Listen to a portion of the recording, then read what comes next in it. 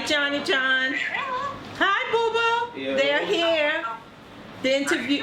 I'm good. The interviewers are here. Oh, for real? Yeah. Say hi. What's up, man? What's up, bro? What's up there? I know you would have definitely been camera ready. Oh, yeah, you know what time it is with that one. I was just right on my mouth. That's oh man, look at that picture. Prom. Oh, we got the prom picture. She just put out a prom picture. No, this is the Sweet 16. Sweet 16. Man, I truly appreciate it. I truly appreciate it. You're more than welcome, bro. I truly And Mom, appreciate don't you. cry. Please don't cry. Oh, Jonathan, your mother is strong. When I first got locked up, right? I remember I gave Tim my bag. As soon as like they read the guilty verdict, like I thought it was a movie. I'm like, oh man, where's the cameras? Get the cameras. Where is the cameras? Like this can't be happening. Like I got stuff to do. I got shirts in my book bag. I gotta sell. So I gave Tim my book bag. I gave him my glasses, a little ring and stuff. And I'm like, yo, bro, just take care of business, man. Like just take care of business. And he looked at me. He's like, all right. And at this point in time, Tanner was in a whole nother realm. So for him to continue doing what we started and take it to another level is like, man, I'm so grateful for man. It was a maximum of 25, and they gave him 19 years in prison for his first felony, and while working at a city job, trying to be a young entrepreneur, and not having no police contact ever since that case happened.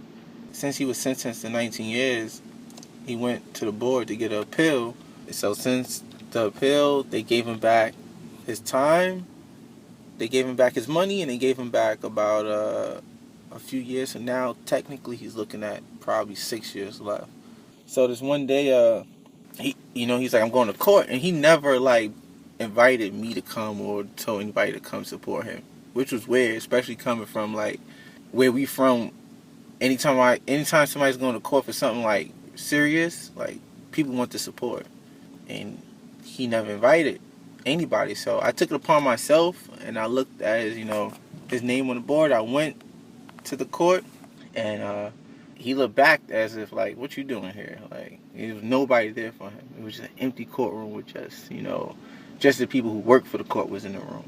It was something I'd never seen before. And I remember him turning around and looking at me and saying, bro, just take care of business, and left me his book bag with Lomein shirts in it. And I just took the book bag. They took him, and I left. And I remember going outside, and it was a hot summer day, but for some reason it felt so cold to me. And I just sat on the curb outside the courthouse for about hours. I didn't know where to go, where to walk. Like, I didn't want to jump in my car. I didn't know what to do. When my little booby was born at 9 a.m. at Downstate Medical Center, and it all started from there. Jonathan had a very good life. He was a loving kid from when he was born up until this present. And he had not even a hatred bone in his body. Jonathan is my heart, and I'm not gonna cry. He's my heart, but all three of my children are my heart. But Jonathan was special because he was the last one. And when I had him, my middle son was 10. So there was no more baby coming after that. And I must say, despite the whole situation, it really hit me for a loop. I was going to take time from my job because I couldn't take it. But as time passed, and I prayed on it, and I prayed because this took a lot of prayer, a lot of praying, and I had to let go and let God. And right now, that's what I'm leaning on. It's Him. From day one, I took to him.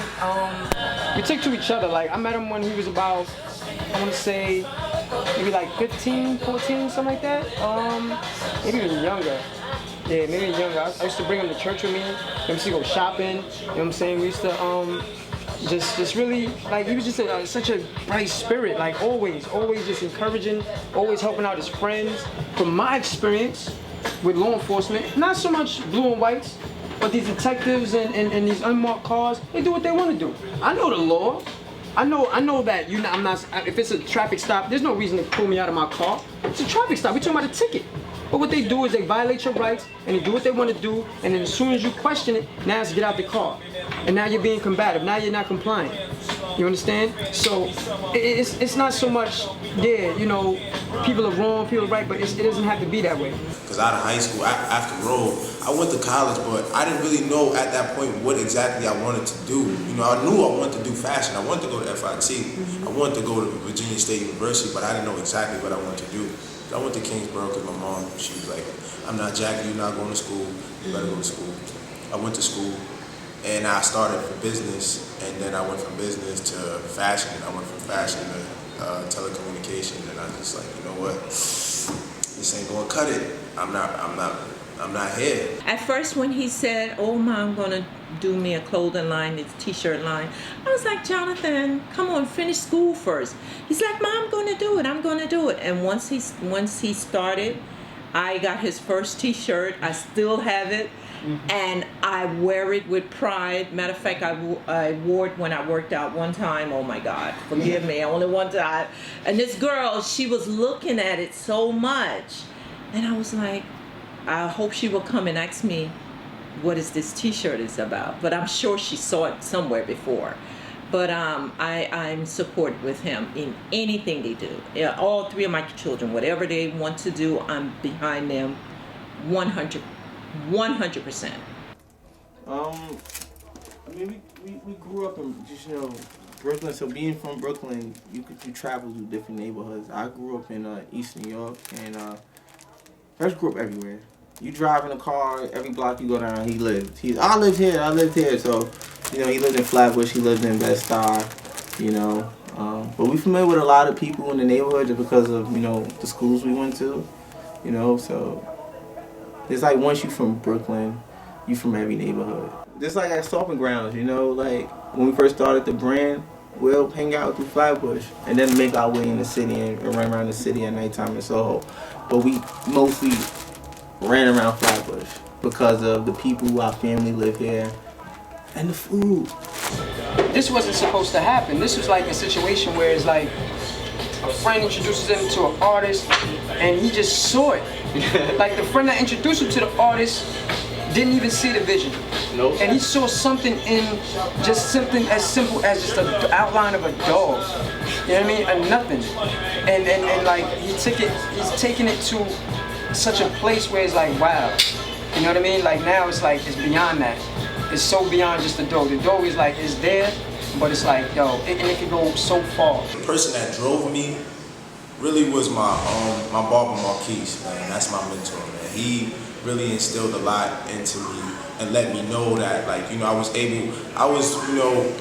would buy clothes, and the clothes that I didn't want no more, I would go sell it. You feel me? And that kind of helped me with my guerrilla marketing. And when we first started Lomein, you know, it was like, he was the first person that I kind of went to, and he was always like, all right. So then I stopped selling shirts a couple, like, I'm like, man, this, whatever, this thing. And he called me like, yo, what's up? I need some shirts. And I'm like, you serious? He's like, yeah, I need some shirts. So I'm like, this thing could work. You feel me? So he really kept me going. And when it comes down to the whole packaging and everything, like the Feed Your Fresh, he helped me with that. He was like, yeah, yo, Feed Your Fresh, eat Lomein.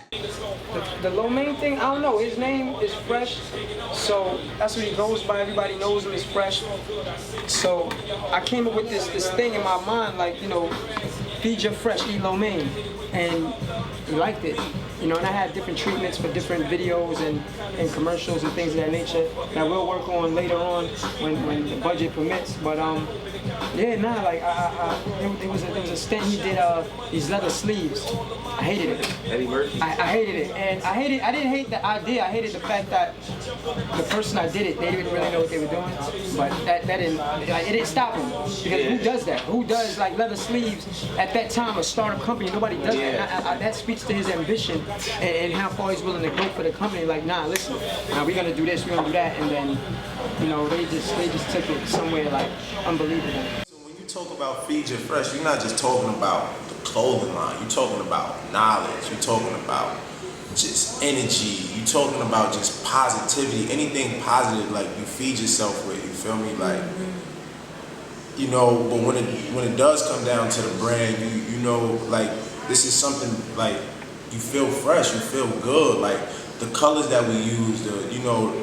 It's because it's like feel good colors. You don't always want to be down. You know, you want to feel good. He's like, Ma, I got it from you. I get it from you. I get my style from you. I said, no, you didn't. He said, yeah, I get my style from you. My colors, everything, I get it from you. I said, okay, all right. I ain't going to be mad with you. Yeah, take it. Yep, I said, not going to be mad with you. This is not one of the first stores that we got in GBC, but this is one of the stores that we grew with over the last 3 years. You know, they seen a lot of our limited edition pieces. We did a pop-up shop here, which did great. We wasn't even prepared with the product. We sold out everything within like 4 hours, and we had like over 100 pieces of product. But this store is just not a business relationship. It's more of a, you know, helping each other. It's like family. So, you know, I come here, and after I do my production, I might bag the clothes here and sell it out of GBC. But GBC has, you know, not just share their resources, they share their motivation with me, especially not having Fresh right there beside me. They are like the Fresh in the physical, and I met this store because of Fresh. Before Fresh got incarcerated, he had a relationship with the owner of the store who he went to high school with. And it just happened. I was doing a pop-up shop at a basketball tournament on the Upper West Side. I seen them, and they were like, hey, we got a store now. I'm like, oh yeah? They're like, well, bring the clothes through Monday. Let's see how it looks. And I brought it through, and they was like, all right, cool.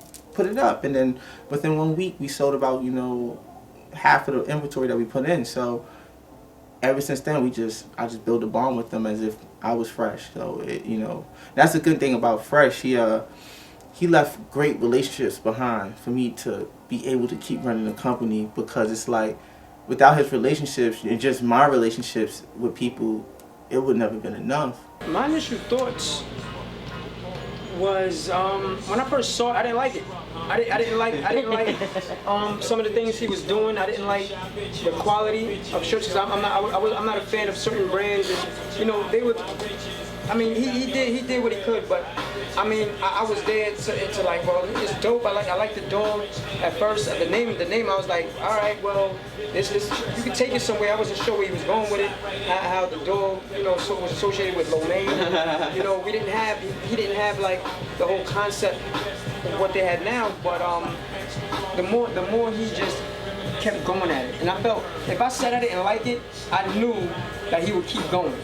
If you don't know the name, you know that dog. You know Saki. You feel me? And the dog represents us. Like, we underdogs. Like, you feel me? I'm in a situation whereas a lot of people don't have voices, and I have a voice, and it's because of this dog. It's because of this brand. It's because of this lifestyle, the things that I was doing, the people that I was around.